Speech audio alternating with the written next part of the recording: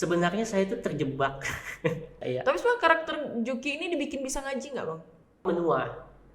Orangnya menua itu bikin referensi jokesnya, referensi komedinya itu makin terbatas gitu kan.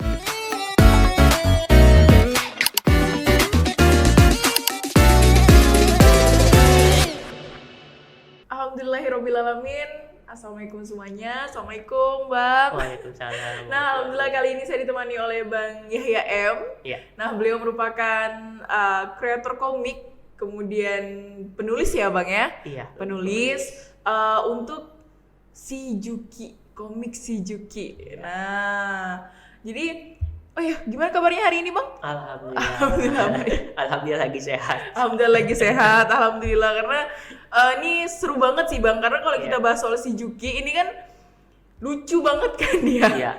Yang apa namanya komik-komiknya yang bahas dagelan-dagelan, istilahnya yang lucu-lucu gitu kan. Memang arahnya memang ke ini ya Bang ya. Komedi. Ke komedi. Iya, Nah komedi. itu kalimatnya. Nah, komedi gitu. Ya.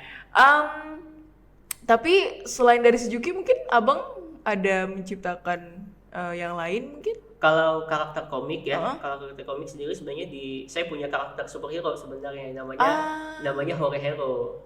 Hore Hero. Wow. Jadi karakternya badut tapi dia pahlawan super. Pahlawan super. Dan juga arahnya komedi. Itu juga ada di kompilasi komiknya Juki juga, gak mas. Dia punya kekuatan berarti. Iya. Wah, keren. Tapi nih Bang, sebelum mungkin kita bahas si Juki nih ya. Iya. Nah, apa sih mungkin yang memotivasi Abang menjadi seorang kreator komik ini? Sebenarnya saya itu terjebak. Oke.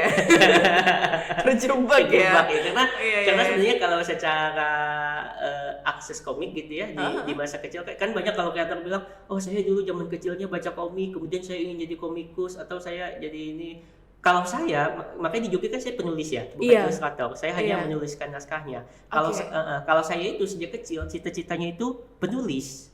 Jadi dalam kepala saya tuh saya pengen bikin buku, bikin novel gitu. Bukan bikin komik.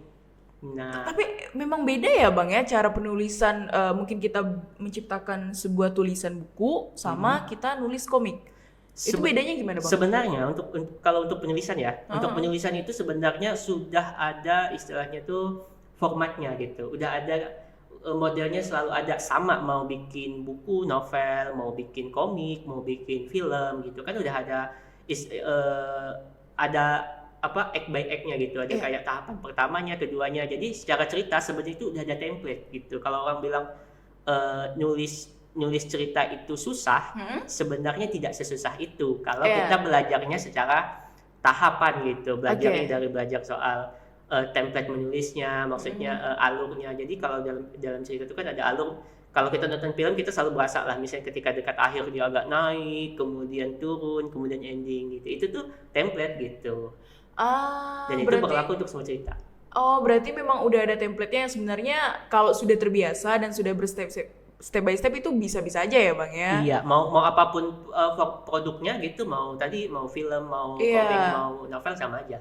Oke. Berarti tetap aja sih kayak kita nulis bercerita ini ngomongnya apa, si A ngomongnya apa gitu ya Bang ya? Iya, sama aja gitu. Alurnya sama aja secara ininya gitu. Gitu. Menarik banget sih Bang. Tapi mungkin boleh yang tadi Abang bilang kan Abang terjebak nih gitu kan? Terjebak. Nah, boleh lanjutin nggak tuh? Tadi terjebaknya gimana tuh? Jadi kan tadi saya tuh maunya jadi penulis ya. Jadi maksudnya zaman kecil tuh saya baca komik paling Doraemon lah yang paling mudah. Ini kan itu juga minjem punya teman gitu. Atau dulu tuh ada komik horor tuh Tatang S, Petruk dan Gareng gitu. Itu saya dapatnya juga dari snack gitu, hadiah snack gitu. Paling komik gitu. Jadi ketertarikan kepada komik itu nggak terlalu gitu. Suka tapi nggak sampai yang tahapan punya banyak gitu sih. Nggak sampai koleksi ya. Nggak sampai koleksi gitu. Kemudian zaman sekolah saya tuh rajin nulis puisi, cerpen, paling sering kayaknya dari SMP sampai SMA itu puisi sih yang paling banyak gitu. Kemudian zaman kuliah, saya kan kuliahnya di pendidikan biologi sebenarnya. Oke. Itu juga apa Terjebak juga. Terjebak juga. Karena itu pilihan ketiga waktu itu. Pilihan pertamanya apa? Bahasa Indonesia, kedua bahasa Inggris, ketiga biologi. Emang sulit kah masuk bahasa Indonesia? Ya nggak mungkin, nilai saya nggak masuk aja. Oke. Soalnya kan gini bang, rata-rata kita ya anak-anak kalau kita kilas balik nih anak SMA, SMP, bahasa Indonesia tuh paling tinggi nggak sih kita biasanya? Iya memang. Bahkan sampai UN kan kadang sampai 80. Nah kecuali ini yang lain kan, iya. Kayak matematika mungkin. Nah itu saya juga maksudnya kalau di sekolah juga bahasa Indonesia bagus. Nah itu. Gitu.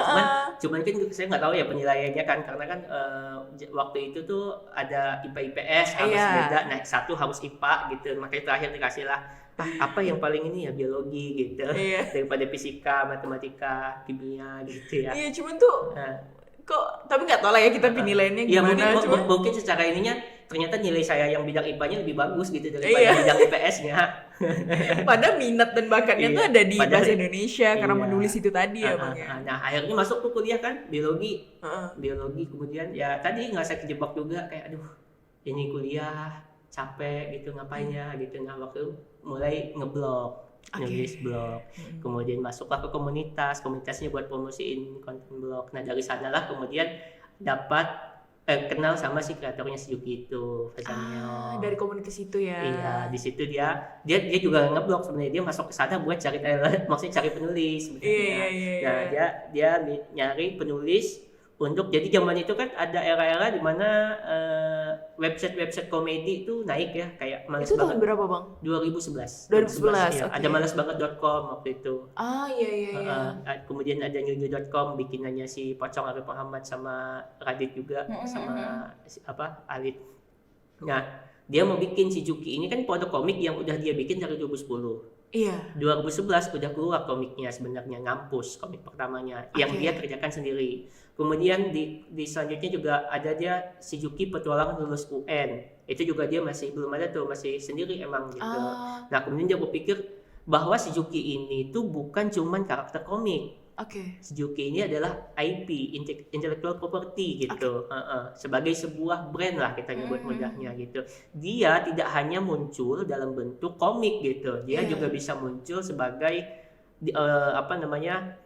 dalam sebuah website gitu, mungkin sebagai dianggap sebagai penulis website itu. Gaya bahasanya bahwa website itu ditulis oleh Juki. Tapi kan butuh penulisnya. Iya betul. Butuh penulisnya. Blog saya isinya romance, galau-galauan yang kayak itu. Hubungannya. Iya, tapi kan Juki mau komedi kan sebenarnya. Iya. Nah, tapi memang dari awal kan Juki memang komedi kan? Iya, memang komedi. Memang sejak awal kan komedi gitu. Nah, tapi waktu itu kan saya berpikir bahwa nggak ada salahnya ini tuh mencari jaringan, mencari kenalan gitu kan. Saya di Pontianak, mereka di Jakarta, beda tempat gitu. Tapi saya ngerasa Juki itu, maksudnya dia udah pernah terbit di penerbit gitu. Jangan-jangan dari sini saya bisa dapat jaringan ke penerbitnya gitu. Karena kan di era itu juga udah mulai kalau kita untuk terbit gitu ada jalur yang memang ngajuin naskah tapi jarang kan yang kemudian diterima dan terbit gitu. Penerbit waktu itu udah boleh terbitin tulisan-tulisannya seleb tweet, tulisan-tulisan, pokoknya orang-orang yang udah punya nama gitu, udah punya masa gitu. Kalau belum tuh agak sulit ya bang ya. Dan orang-orang mungkin yang kenal gitu ya, masih bisa masuk orang dalam istilahnya. Waktu itu berpikirnya gitu aja, ya udahlah saya coba ngajuin gitu. Nah dari situ kemudian waktu itu nggak salah ada 3 penulis kita. Jadi nulis ini aja kayak emang nulisnya aneh-aneh aja sih, kayak misalnya 5 hal yang akan terjadi kalau kaiju datang ke Indonesia gitu. Ya udah ngaco-ngaco aja gitu. Sesuatu semuanya nggak ada yang penting gitu.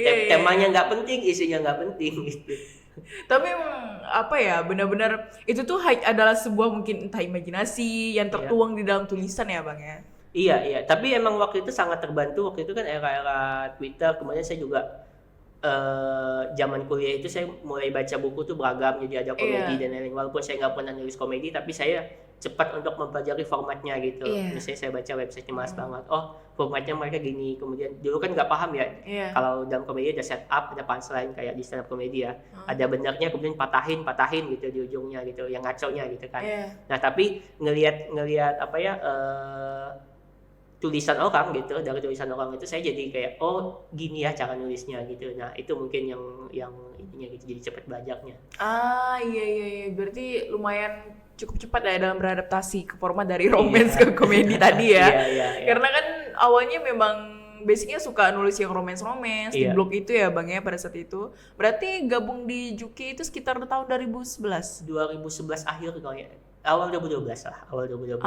Awal 2012 saya perhitungannya. Berarti itu Abang apakah udah mulai merantau ke Jakarta? Belum. Itu belum. Jadi waktu itu emang masih kerja dari rumah. Jadi emang ya volunteer lah gitu. Tidak dibayar juga gitu.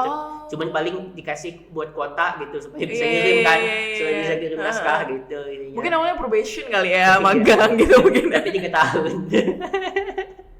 Tapi itulah ya Bang ya, kalau kita menemanin suatu hal yang dari awal kadang memang harus banyak pengorbanan juga ya Bang ya. Iya. Tapi waktu itu mungkin lebih kepada saya merasanya di sana itu saya belajar. Selain tadi karena kuliah tuh sangat membosankan, nggak tahu nih sebenarnya kuliah nih arahnya mau kemana gitu. Kayaknya sedangkan saya pengen nulis buku, pengen ini, nah mungkin ini jalannya. Jadi saya ngambil jalur yang beda gitu. Ini alternatif jalur di hidup saya gitu. Kalau kuliahnya dijalanin ya jalanin, tapi ngambil alternatif jalur gitu supaya jangan-jangan ini buat penyelamatnya gitu. Iya. Berarti memang niatnya dari awal ya cuma cari experience. Iya. Pengalaman doang yang dikejar sebenarnya ya Bang ya. Iya. Tapi selama mungkin dalam Abang menulis si Juki ini mungkin dari tahun 2012 awal, itu tuh ada nggak sih mungkin Abang menciptakan tulisan-tulisan atau mungkin Abang ada menerbitkan sebuah buku dan lain sebagainya, itu ada nggak?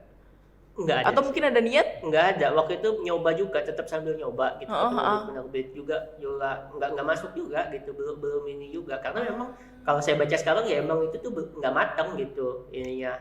Karena kan selama itu kan saya belajar ya, masih proses belajar dan emang belum matang karena saya sama si Juki istilahnya tuh tumbuhnya bareng jadinya gitu. Tumbuhnya bareng gitu, dari yang Jukinya dulu gini, kemudian makin cara berpikir ininya juga kan, karena kan kita sebagai kreator penulis kan mempengaruhi si karakter ini sebenarnya, walaupun kami berusaha agar si karakter ini tetap istilahnya itu merdeka gitu, tetap bebas. Jadi Juki itu sejak awal udah ditentuin karakternya gimana. Udah ada tuh patokannya. Enaknya si Juki itu sejak awal kami sudah bikin, misalnya si Juki itu kalau merespon hal begini dia akan begini, kalau ini akan begini gitu, sehingga itu tidak akan dipengaruhi lebih jauh dengan cara berpikir kami sebenarnya. Kadang gini, Juki itu kan karakter kadang dia juga sarkas, kadang nyindir, kadang kritis ke pemerintah misalnya, secara kontennya kan, selain yang konten daily yang komedi itu. Nah, tapi semua hal itu didasarkan kepada cara berpikirnya Juki, bukan cara berpikirnya kami gitu. Sehingga secara pandangan bisa jadi akan agak berbeda sebenarnya. Betul. Tapi kami hanya menjadi media saja dari cara berpikirnya karakter ini gitu. Nah, itu yang bikin karakter Juki ini menurut saya tuh unik gitu. Walaupun kadang istilahnya ada hal-hal yang memang kami pengen sampaikan lewat karakter ini, tapi kalau karakter ini nyampein jadi gimana ya gitu. Jadinya nggak ceramah dong gitu, jadinya nggak yang langsung kata-kata ini dong gitu. Bisa jadi dia nyindir, bisa jadi apa gitu. Berarti kita menempatkan diri kita seolah seperti karakter si Juki ini ya Bang ya? Iya, kita berpikir kalau kita ada di posisi dia akan melakukan apa, dia akan meresponnya dengan apa. Gitu. Wow, menarik. Mungkin tapi boleh untuk tim menampilkan Instagram si Juki biar mungkin teman-teman, dari tadi kan kita ngebahas Juki ya Bang ya. Tapi mungkin ada beberapa yang kurang tahu nih kayak gimana. Nah, mungkin boleh di-follow juga di sini Juki Ogi. Wow, sudah 771.000 followers. Ini Instagram mulai dari 2016 kalau nggak salah. 2016. Lumayan ya Bang ya. Itu mulai naiknya followers. Itu mulai dari tahun berapa mungkin? Itu tahun pertama sih. Sorry, ini 2015 berarti. Karena sama dengan awalnya Juki ada di webtoon. Dan webtoon Max Indonesia kan sekitar 2015. Berarti di 2015-an. Memang ya waktu itu soalnya si Juki kan di Twitter lumayan ramai, di Facebook udah ramai juga gitu, sehingga kita untuk konversinya ke sini itu nggak terlalu susah untuk di awal gitu. Cuman memang karena udah dikenalin dari Facebook juga, website juga ya Bang ya. Iya, nggak memulai dari nol banget gitu. Kita untuk sampai di 100.000 tuh nggak sampai 1 tahun kalau nggak salah di awal. Apalagi waktu itu Instagram tuh baru bisa digunakan Android kan waktu itu. Nah sehingga banyak user baru waktu itu, sehingga waktu itu lumayan masih lebih mudah, dan algoritma zaman itu kan lebih enak ya, berdasarkan following aja gitu. Betul. Kalau sekarang follower itu udah nggak terlalu ngaruh. Iya betul. Karena walaupun followernya banyak, kalau nggak sesuai dengan minat follower kan sekarang udah nggak kena juga. Iya, algoritmanya selalu berubah kan Bang kan? Iya, algoritmanya terus berubah. Wow, ini keren sih. 771.000. Ini udah sekitar 2.000-an yang diposting di sini. Ini keren banget. Banyak karakter juga ya Bang, sampai ada Pak Ustadz juga. Iya, itu Pak Ustadz itu tuh ini sih sebenarnya komedi juga waktu itu, kayak orang nanya terus dijawab via stories. Ini activity jadi di stories Instagram. Jadi jawabnya juga ngaco nih, Pak Ustadznya bukan Ustadz yang benar ya. Oh berarti nggak ada nih kayak mungkin nyelipkan hadis atau Quran gitu, nggak ada? Kalau itu kita nggak pernah. Jadi di Juki itu setiap hal mau apapun ya, nggak cuma dari hadis atau Al-Quran atau apapun, kita nggak pernah ngasih langsung gitu. Nggak pernah ngasih oh ini ayatnya, oh ini ininya gitu, oh ini nggak pernah gitu. Jadi Juki itu selalu ngasihnya tuh lewat cara dia bercerita gitu. Kayak misalnya bahas soal hari guru pernah gitu misalnya. Jadi kayak siapapun orang yang walaupun orang jahat ke kita, tapi kalau kita dapat ilmu dari situ, ya itu guru kita juga gitu. Nah itu tapi tidak disampaikan dengan kata-kata gitu, secara frontal. Jadi Juki nggak pernah ngasih sesuatu itu secara frontal gitu, secara langsung gitu. Berarti memang pakai sarkas dia juga, karena memang sesuai karakternya ya Bang ya, nggak secara langsung. Karena kalau jadi gini, orang kita tuh nggak suka diceramahin kan sebenarnya. Secara overall yang kebanyakan orang nggak suka gitu kalau dikasih diceramahin langsung, dikasih di depan mukanya ini gitu. Mereka lebih ini kayak dapatnya memahami sendiri, sehingga dia tuh merasa bangga. Jadi ada egonya bahwa oh maksudnya ini, oh ini gitu. Jadi ada kebanggaannya bahwa dia bisa mendapatkan itu gitu. Tapi kalau langsung dikasih, dia merasa kayak malas gitu buat ininya gitu, buat nyimak kontennya juga gitu. Iya juga sih. Pun jadi ini nih hal-hal baik ini pun bisa diterima bukan kepada mungkin mayoritas muslim saja mungkin ya. Semuanya bisa, karena ini adalah hal kebaikan yang disampaikan. Iya. Bukan cuma buat satu golongan aja jadinya gitu. Mantap juga sih, jadi targetnya ke semua menyeluruh ya. Karena penyampaian hal baik, meskipun ya balik lagi mungkin tetap pedomannya pada Al-Quran dan lain sebagainya. Tentu kalau kita memang yang disampaikan tentu yang baik gitu ya, karena contoh ya, misalnya si Juki ini kan kerjasama sama brand misalnya. Nah kita tuh punya tuh misalnya kayak si Juki tidak akan kerjasama sama perusahaan rokok misalnya. Si Juki nggak akan pernah kerjasama sama produk dewasa misalnya, kayak gitu. Jadi ada ininya juga, karena kita paham, ada filter juga ya Bang ya. Ada filter juga, karena kita paham nih Juki ini karakternya, walaupun secara story dia mahasiswa, kemudian kontennya itu kadang kritis ke pemerintahan gitu, yang sosial politik juga gitu. Tapi pembacanya kalau komiknya itu tuh anak-anak. Produk bukunya tuh anak-anak yang beli itu. Kebanyakan dari anak-anak. Iya, anak-anak. Sehingga kita walaupun misalnya kita menyampaikan konten cerita yang dewasa gitu. Nah, secara kata-kata dalam pilihan bahasanya si Juki, kita juga nggak menggunakan kata-kata yang kotor gitu. Nggak menggunakan kata-kata yang jelek gitu. Karena kan yang ngebaca anak-anak gitu. Lucu kan nggak mesti harus maki ya Bang ya? Iya, nggak harus maki. Walaupun kadang ada tuh misalnya dia maki, tapi cara makinya Juki tidak sama dengan orang biasa gitu. Diplesetin mungkin. Iya, misalnya contoh ya, mohon maaf nih, bangsat tuh. Kalau di Juki tuh dia ngomongnya langsat. Jadi buah kan. Iya.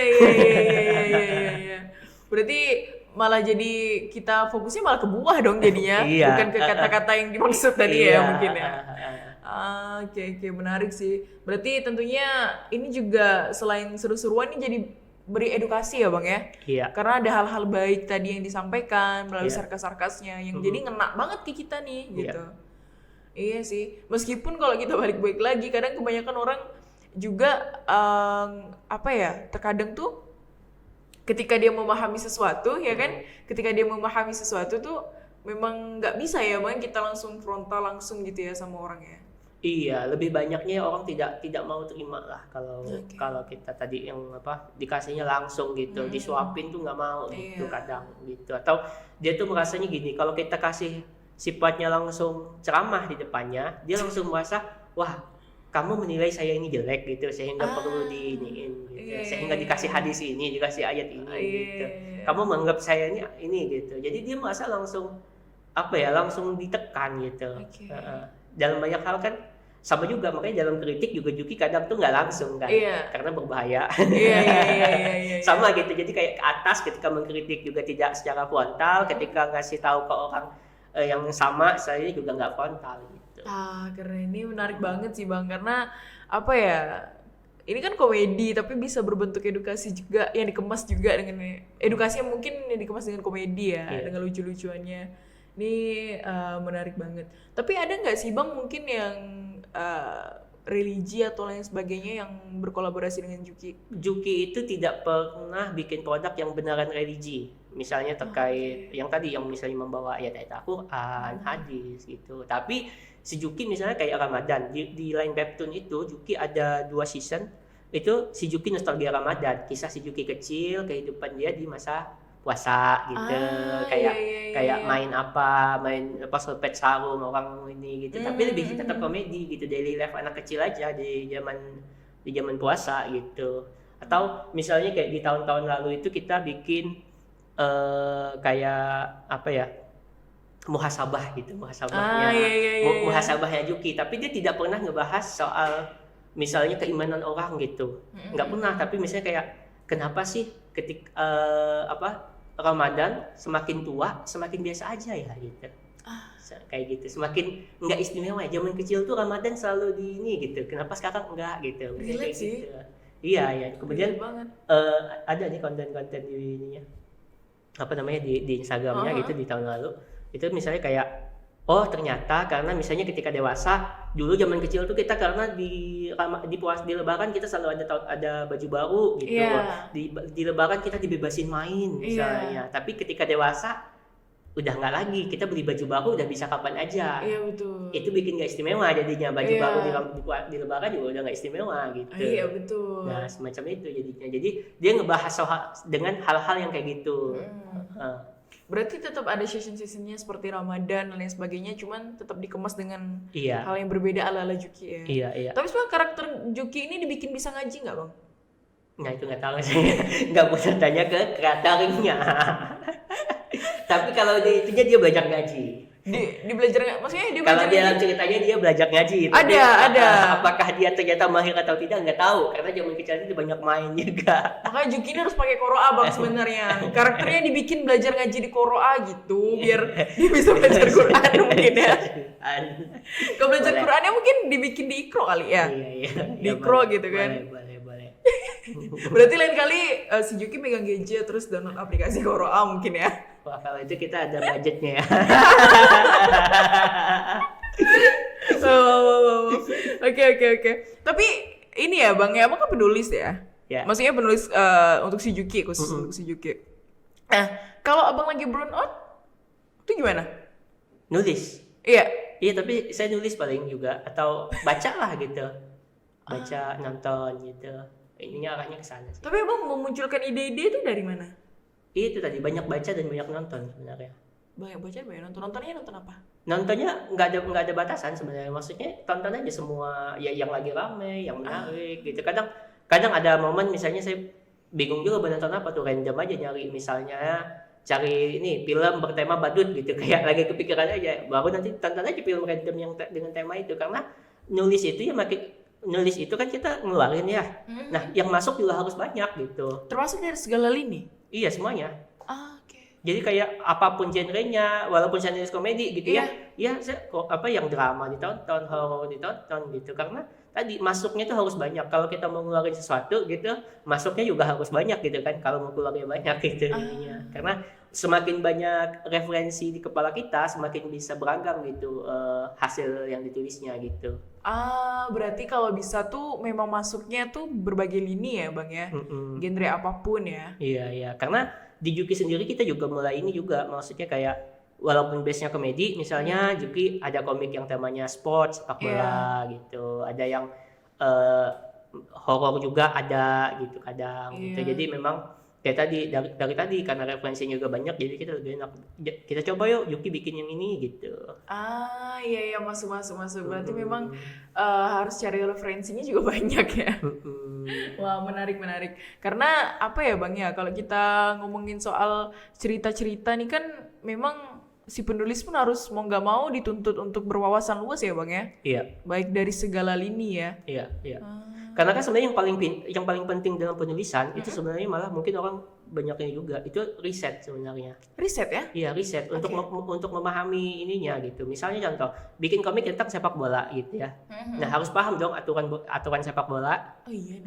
Harus tahu dong. Kemudian gimana sih misalnya penyelenggaraan sepak bola di tingkat RT biasanya gimana sih formatnya ininya. Sampai sedetail itu iya ya. Misalnya dalam cerita format RT gitu ininya. Nah, kemudian kita masukin ketika nulis naskah, baru kemudian kita nggak mau terlalu realistis misalnya. Iya. Ya, misalnya biasanya kan dalam sepak bola pemainnya 11. Kita bikin aja ini sepak bola mini, pemainnya hanya 5 gitu. Nah, itu keputusan kreatif gitu. Tapi secara overall kita harus tahu sebenarnya yang realnya seperti apa. Oke. Sama kayak nulis-nulis yang lain juga. Maksudnya kayak novel penulis novel juga banyak melakukan itu kan. Contohnya salah satu penulis novel yang jago sekali riset kan Dewi Lestari kan.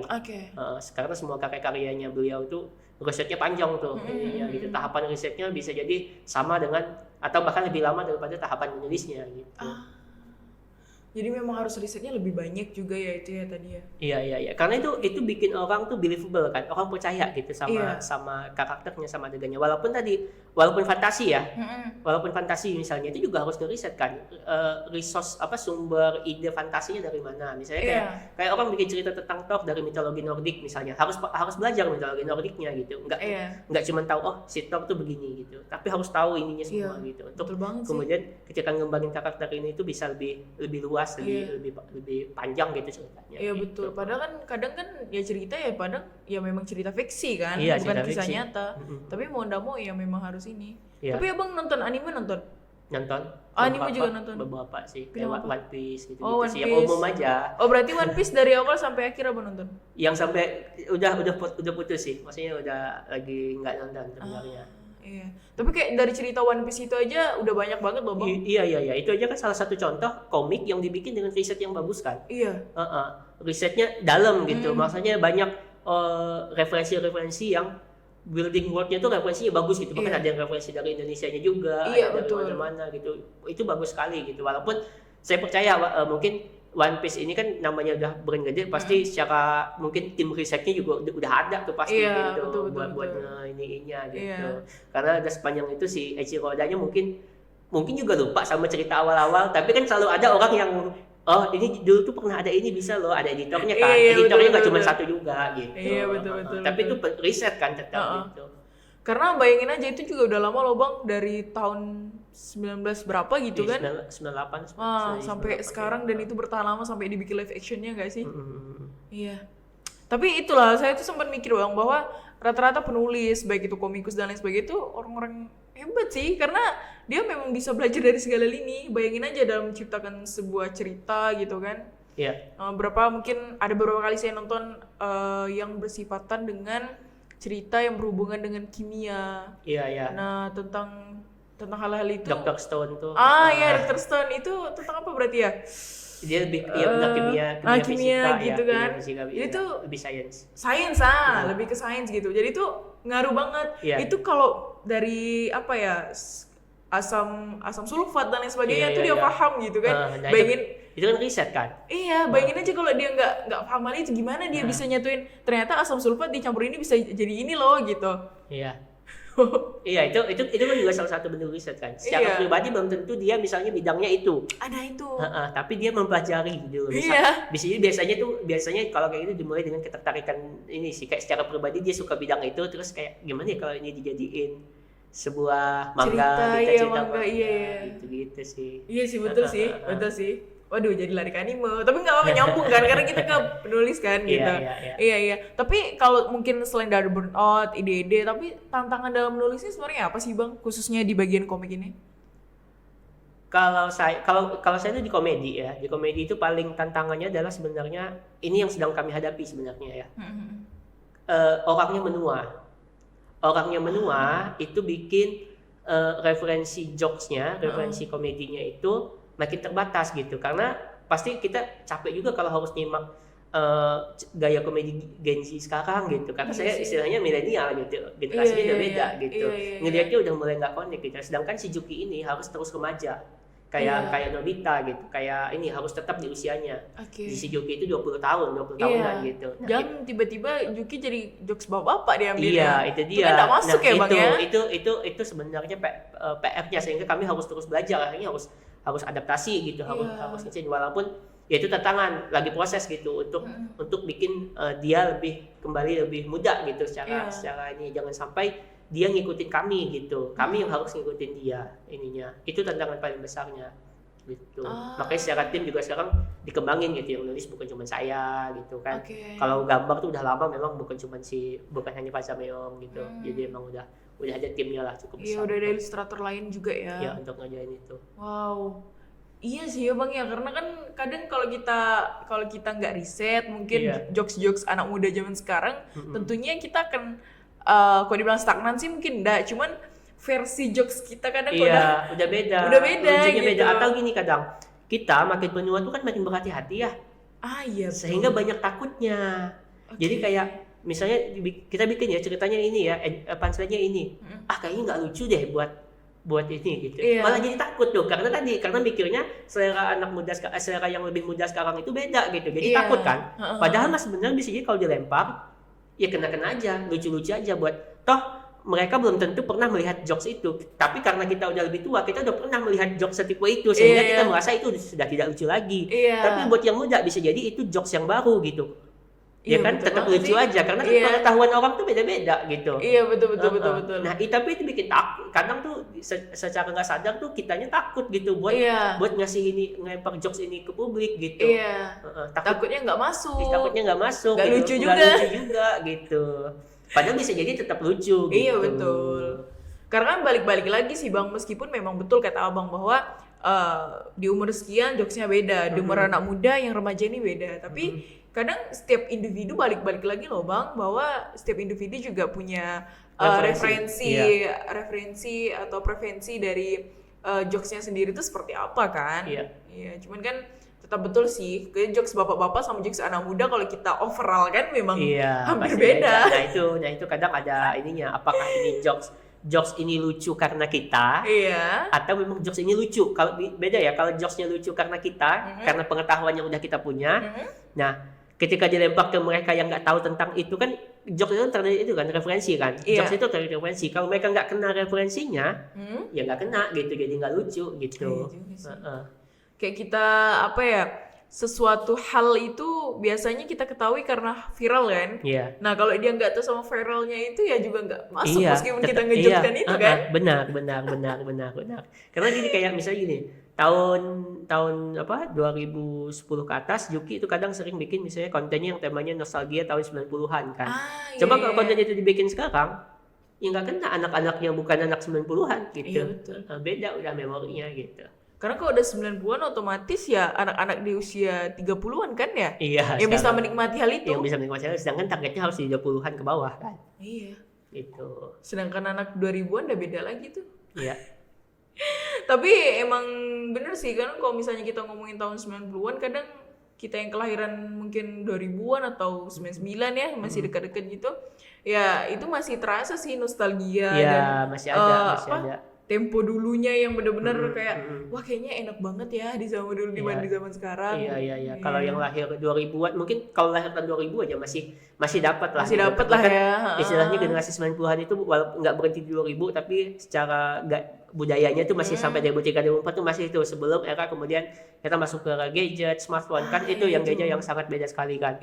Nah, itu. Tapi memang yang paling terasa bedanya itu memang anak-anak kelahiran 90-an sih Bang ya. Karena kan dia dari yang mungkin masih nggak kenal teknologi, masih biasa-biasa cuman ada radio, TV dan lain sebagainya, sampai ke arah teknologi yang sepesat ini kan, Bang. Generasi transisi itu kan. Generasi transisi, nah betul, generasi transisi. Nah itu benar-benar ngerasakan yang dimana Facebookbuzz zaman dulu sama Facebookbuzz yang teknologi tuh. Iya. Itu yang bikin sebenarnya kayak misalnya generasi yang sekarang dianggapnya misalnya lebih lemah misalnya, karena mereka misalnya sangat ketergantungan dengan gadget.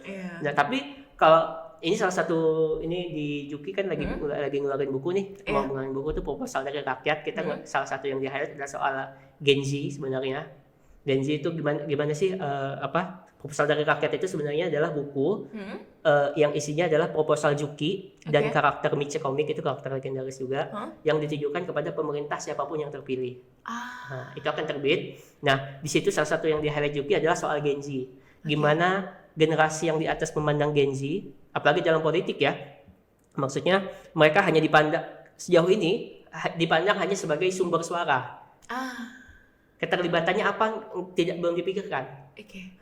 Kalaupun keterlibatannya dipikirkan cuma di bidang ekonomi misalnya, ini sebagai market yang besar, ini sebagai pekerja gitu.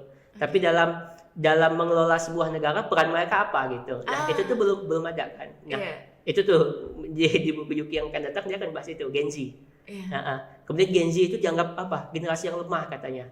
Karena sedikit-sedikit curhat di sosmed, sedikit-sedikit mental health gitu. Tapi kan kita harus fair juga gitu, bahwa kenapa itu terjadi kan karena sosial media yang dibikin oleh siapa? Generasi di atasnya, generasi kita gitu. Sosial media siapa yang bikin? Generasi di atas kita kan, maksudnya generasi di atasnya mereka kan. Mereka itu hanya pemakai gitu. Nah, segala hal yang mereka rasakan sekarang adalah dampak dari produk yang kita buat. Facebook, zaman dulu Facebook, Instagram, TikTok. Zaman dulu nih, sesimpel gini ya. Zaman dulu kita dibandingin sama siapa? Hanya dibandingin dengan tetangga. Lihat anak tetangga itu. Iya, Ding. Iya kan? Kita hanya dibandingin sama tetangga. Lihat anak tetangga itu. Dia sekarang udah sarjana gitu. Kamu mau nggak lulus gitu kan? Anak sekarang dia dibandingkan dengan siapa? Dengan orang-orang di sosial media. Yang jauh lebih hebat lagi. Iya. Yang lebih stres hidup mereka karena mereka membandingkan diri tidak hanya dengan orang sekitar, tapi dengan orang seluruh dunia yang bisa mereka lihat di sosial media. Nah, produknya siapa? Generasi kita. Jadi kalau kita mau bilang, generasi ini lemah, lah kita yang bikin mereka seperti itu gitu ininya. Nggak bisa. Sekarang tinggal udah terjadinya seperti itu kan. Udah terjadi seperti itu. Gimana caranya supaya mereka bisa lebih istilahnya tuh dibangkitkan lagi lah gitu. Misalnya semangatnya diingin lagi gitu. Nah, tinggal itu. Ataupun kalaupun mereka punya masalah sama mental health, gimana cara mereka bisa mengelola perasaan itu gitu kan. Itu berarti ininya karena kita udah terjadi gitu. Ibaratnya tuh kayak kalau kerusakan alam gitu, itu tuh emang ya udah kita udah mau global warming udah terjadi, bahkan udah ke pendidikan global. Sekarang harus ngapain? Kan kita nggak nanam pohon lagi, bukan soal nanam pohon lagi dong. Cara meresponnya kan, yang diperlukan itu cara meresponnya kan. Nah itu. Nah, juga kita juga bahasnya seberat itu, cuman caranya tidak begitu, cara menyampaikan tidak seperti yang saya sampaikan. Cuman yang abang sampaikan ini dari perspektif abang kan, dari karakternya Bang Yahya gitu. Dari ketika Juki yang ngomong, ya beda lagi. Wow, iya sih menarik banget sih karena betul banget apa sih peran Gen Z dalam pemerintahan di usia-usianya segini. Mereka tuh dibutuhkan sebagai apa sih gitu. Selalu kan pemerintah selalu bicara misalnya kayak Indonesia Emas 2045 gitu. Nah, cara supaya tercapai itu apa gitu? Apakah cuman tadi misalnya menyediakan fasilitas negara, menyediakan apa gitu? Kan manusianya harus kebentuk gitu sebenarnya. Karena segala hal ya sebenarnya walaupun misalnya fasilitasnya ada, ininya ada semuanya, tapi kalau manusianya tidak dibentuk dengan baik untuk beradaptasi, untuk menerima gitu ininya, ya akan susah juga gitu. Iya sih. Tapi memang kita harus menciptakan generasi muda yang cinta Quran sih, Bang. Nah itu baik-baik lagi biar kita nggak usah terlalu terfokus sama itu kan tadi media kan dibuat oleh media sosial dibuat oleh kita. Nah bagi aplikasi punya manfaatnya masing-masing kan. Betul. Kalau fungsinya yang itu dong. Jadi biar balance Bang. Makanya biar balance. Oke. Tapi ini kan bentar lagi mau Ramadan nih Bang. Nah sejauh mana nih persiapan Ramadan Abang nih? Dari itu tadi. Sejauh mana nih persiapan Ramadan? Udah gak terlalu ini sebenarnya untuk persiapan Ramadannya juga ya udah gitu selalu nyambut nyambut Ramadan ya udah paling ya mikirnya udah harus pulang kampung, ngajak istri ke kampungnya gitu ya, kayak gitu sih. Udah di usia sekarang tuh udah banyak gitu pikirannya gitu. Jadi mikirin keluarga ya. Sama mikirin konten juga. Saya Ramadan mau bikin apa ya? Kerjaan keluarga ya. Iya. Tapi abang kan sibuk ya, lumayan sibuk kan nulis gitu. Belum lagi cari referensi. Nulis udah pasti tuh berapa jam gitu kan. Terus nyari riset, referensi juga udah pasti. Tapi gimana nih ya bang menyeimbangkan dari kesibukan abang dengan belajar Quran atau ngaji gitu? Kalau ngaji sih, kalau misalnya di bulan puasa tuh memang kadang kita punya ininya ya, masih kayak targetnya gitu, seberapa banyak gitu kalau di bulan Ramadan. Kalau misalnya di harian gitu ya, ya udah itu mah di sela-sela ininya aja gitu, sebisanya gitu. Kalau saya sejauh ini sih maksudnya gitu. Iya. Tapi apa ya, untuk belajar Quran ya bang ya, karena untuk di bulan Ramadan kan tentunya pahalanya jauh lebih besar kan, karena memang bulan Ramadan bulan Al-Quran gitu. Nah, tapi apa ya, kalau tadi kita balik lagi untuk bulan Ramadan, kalau dari abang kan apa ya, dari si Yukinya juga itu ada ini apa namanya, adaptasinya di bulan Ramadan dan lain segala macam gitu kan. Otomatis ya, selain kita daripada mikirkan persiapan kita secara pribadi lahir batin, juga mikirin konten juga ya tadi abang ya. Iya. itu jadi seru juga jadinya karena ada korelasi dan keseimbangan kayak gitu. Tapi kalau dari abang sendiri, kalau kita balik lagi sama belajar Quran, itu abang biasanya pakai media apa dalam belajar Quran? Apakah memang hanya kalau saya ngaji itu kebetulan memang bapak saya guru ngaji. Iya. Jadi kalau ngaji itu ya, kami itu di kelas 2 SD itu memang udah lancar gitu, maksudnya udah bahkan hatam Al-Quran itu di kelas 2 SD gitu. Ngajinya itu dari umur 5-6 tahun gitu, sebelum itu gitu. Jadi kadang kalau saya itu zaman kecil itu karena bapak guru ngaji, guru agama gitu, SD dari sebelum sekolah udah mulai belajar ngaji gitu. Kemudian kita juga misalnya pagi itu dari jam 5:30 gitu kita ngaji, nanti kemudian habis asar tuh ngaji, habis maghrib ngaji, itu tuh ngaji aja terus ininya. Jadi kita emang belajarnya dari sana gitu. Dari sampai SD itu aja kita udah hatam Al-Quran aja, itu kita nggak boleh selesai itu sama bapak. Pokoknya terus tuh sampai 6 SD gitu. Yang benar-benar kita harus ikut jadwal tuh sampai kelas 6 SD itu benar-benar harus jadwal beliau gitu. Setelah SMP baru dibebaskan ya untuk belajar Qurannya. Iya, karena kan saya juga sekolahnya di madrasah ya, di pesantren, walaupun saya bukan santri, tapi sekolahnya baru di SMP itu udah ngikutnya ke pesantren gitu, ngaji-ngaji kitab gitu. Oh gitu. Wow, berarti memang dari SD itu udah mulai hatam Quran ya bang ya? Iya, bahkan kayak dulu tuh kita harus misalnya menghafal juz amma, kemudian yasin gitu. Iya. Berarti jadi kalau yang lumayan juga lah nih hafalannya berarti ya? Lumayan ya? Ya, ada lah gitu. Kalau salat enggak yang 3 surat terpendek lah. Wah, 3 kul maksudnya. Waduh. Ini sindiran keras nih teman-teman. Iya sih, betul sih. Karena kan kita kan ini senjatanya 3 kul bang. Iya. Padahal kan itu nambah tuh supaya sebenarnya bukan ini sih. Kalau saya tuh bukan yang bilangnya ini apa ya, kayak lebih kepada supaya nggak bosan sebenarnya. Sholat sehari 5 kali, kalau 3 kul kali 5 sehari itu 15, itu aja kan. Iya sih. Sebulan itu lagi, aduh, jadi membosankan nanti ininya gitu. Iya sih. Jadi memang harus juga kan kita hafalan juga. Iya, harus belajar, harus nambah lah. Yang pendek kan, maksudnya yang sampai Hakum Takasur tuh masih pendek lah. Iya, Takasur masih pendek. Al-Humazah masih pendek. 20 surat yang ujung tuh pendek lah. Tapi surat pendek kan banyak ya bang ya, dari Al-Kafirun, Al-Ma'un gitu. An-Naba boleh juga ya. Iya sih. Tapi kebetulan kalau di Quora tuh bang ada kita tuh namanya maraton Ramadan gitu. Maraton Ramadan di mana mereka tuh ya setor ayat dan hafalannya di bulan Ramadan. Jadi ngisi-ngisi waktu Ramadannya gitu. Jadi kita istilahnya kayak ngebantu teman-teman yang pakai Quora juga memfasilitasi mereka untuk setor hafalan. Nah, dari maratonnya itu kayak kita maraton ya tentunya ada hadiahnya juga gitu-gitu. Nah ini sebenarnya menarik ya ini ya. Karena istilahnya kalau saya belajar ngaji dari kecil, karena sebenarnya kalau dibilang saya punya privilege. Iya betul. Dan masalahnya nggak semua orang punya privilege itu kan. Bapak saya guru ngaji, gitu kan. Ya udah itu privilege, saya nggak harus kemana-mana buat belajar ngaji gitu, nggak bayar apapun gitu, nggak ini ya udah belajar gitu. Tapi ada orang-orang yang tidak punya privilege itu. Privilege itu apa aja sih gitu? Bukan cuma tadi, misalnya karena saya punya orang tua ngaji, punya orang tua yang mau mengajikan aja itu privilege. Iya benar banget sih. Iya kan? Maksudnya mungkin zaman kecil dulu kita ngerasanya aduh ngapain sih disuruh ngaji, udah capek pulang sekolah, sore berangkat lagi ngaji. Tapi ketika besar, ketika kita butuh soal ngaji itu, ya itu ternyata wah syukur ya gitu kita punya orang tua yang dulu ngajarin kita ngaji gitu, yang nyuruh kita ngaji gitu. Itu privilege juga gitu. Nah, mungkin ya itu tadi Qiraat tuh bisa jadi semacam itu ya buat orang-orang yang tidak punya privilege itu ingin belajar gitu. Ya bisa pakai gitu, atau mungkin kayak saya misalnya kayak selama Ramadan saya nggak punya planning gitu mau ngapain gitu kan, nah bisa jadi patokan kan, oh bisa nih gini gitu. Sehingga ada istilah gitu, ada template-nya lah gitu kalau nggak ini sendiri. Iya sih, karena apa ya Bang ya, kebanyakan orang tua nih kan kalau kita nggak diajarin Quran sama orang tua kita, atau kita nggak ditempatin di TPA mungkin zaman dulu ya, belum ada aplikasi Quran dan lain sebagainya, ya mungkin kita sampai sekarang nggak bisa ngaji kan.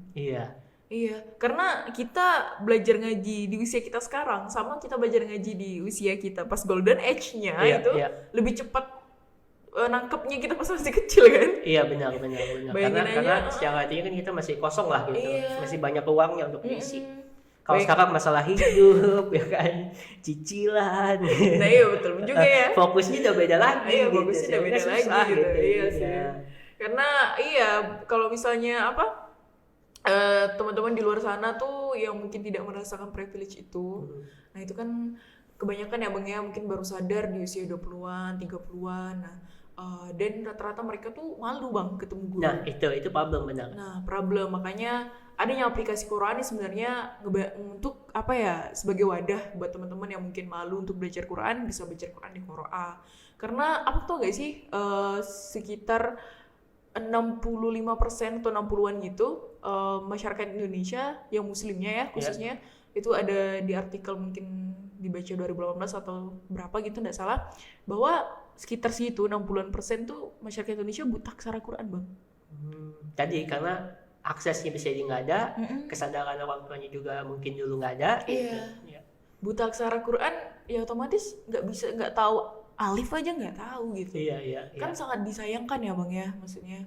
Makanya dengan adanya itu ya harapan kami tentunya sebagai Qiraat ini bisa menjadi wadah sih Bang untuk teman-teman yang malu ketemu guru, ya kan? Iya. Karena kalau memang istilahnya waktu udah dewasa ya emang banyak gitu kayak aduh masa belum bisa ngaji, kadang itu ya, walaupun sebenarnya nggak masalah juga gitu, namanya kita untuk kebaikan kan ya udah nggak masalah, cuman kan tadi kan namanya perasaan orang kita nggak bisa setting, sehingga emang butuh hal-hal kayak gini gitu untuk membantu gitu.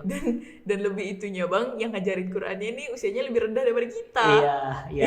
Itu yang paling bikin itu sih. Benar. Ditambah lagi kesibukan waktu. Nah kalau di Quran kita bisa belajar Quran kapan aja di mana aja kan. Iya. Oke, Bang, mungkin ini last question. Mungkin nih close statement karena juga udah diingatin kita udah mulai hampir lama nih kita podcastnya nih. Cukup panjang. Iya, cukup panjang. Ada nggak sih Bang mungkin pesan untuk teman-teman yang mendengar, pesan kehidupan boleh? Atau karena kita juga mau Ramadan, atau Abang sebagai penulis boleh? Silakan. Sebenarnya kalau kita mau tarik ya dari semua bola kita tadi ya, ininya sebenarnya dalam banyak hal dalam hidup kita, nulis atau apapun, misalnya kayak kalau saya nulis gitu, semua itu sebenarnya kalau kita nggak tahu udah ada template-nya. Ya kan kayak tadi saya bilang nulis gitu kan, sebenarnya ada gitu aturannya, nanti di pertamanya ceritanya harus begini, di tengahnya begini, di mendekati ending begini, terus endingnya harus gimana, itu udah ada template-nya. Kayak orang ngaji kan, udah ada kan aturannya, oh ini berhenti, oh ini gitu. Kita yang kita perlukan dalam hidup itu mempelajari aturannya, ya kan, aturannya. Ngaji kan gitu ya, maksudnya ngaji itu nggak sulit sebenarnya, asal kita paham aturannya. Nah, yang orang yang merasa susah kadang karena dia ngikutin, bukan belajar aturannya. Oh, guru saya ngaji waktu baca ini dia berhentinya di sini. Oh, waktu ini tuh dia tuh agak panjang tuh di sini gitu. Sehingga ketika dia lupa jadi salah tuh, jadi nggak panjang. Ya kan? Dia mempelajari, dia ngikutin. Oke. Sedangkan yang harus dilakukan sebenarnya adalah mempelajari aturannya, template-nya gitu. Sehingga ketika dilepas gitu, membaca kayak ngaji, baca yang nggak pernah diajari juga jadi benar, jadi bagus gitu. Sama tadi nulis kan sama kan. Ketika udah ada template-nya, mau nulis apapun, mau komedi, mau horor, drama, apapun gitu, udah ada gitu. Nah, dalam hidup tuh kayak gitu jadinya ininya. Iya ya. Iya ya. Apalagi kalau kita sebagai seorang muslim ya Bang ya, selagi kita masih ikut aturan sesuai sunnah dan Quran tentunya sebagai pedoman hidup kita, tentunya ya lancar-lancar aja hidup kita, istilahnya seperti itu mungkin sehancur-hancurnya gitu, selalu ada ininya karena aturannya sudah ada dan sudah jelas gitu. Alurnya udah ada. Wow, ini ngena banget. Wow, Masya Allah, penutup yang luar biasa ya teman-teman. Bang Yahya, jazakallah khairan, terima kasih banyak sudah mau hadir dalam undangan podcast ini ya kan. Dalam jadwalnya sibuknya yang lagi nulis-nulis juga menyempatkan waktu tentunya. Mungkin untuk teman-teman yang mendengar apabila ada mungkin salah kata atau salah perilaku dari dalam podcast ini, kami mohon maaf dan terima kasih, dan semoga apa yang disampaikan dalam podcast ini tentunya akan memberikan pencerahan dan juga banyak manfaatnya untuk teman-teman yang mungkin berminat jadi penulis, kemudian yang penasaran dengan dibalik si Juki. Nah, kemudian tentunya sekali lagi mohon maaf dan jazakumullah khairan sudah menonton, dan semoga memberikan manfaat untuk teman-teman. Assalamualaikum warahmatullahi wabarakatuh.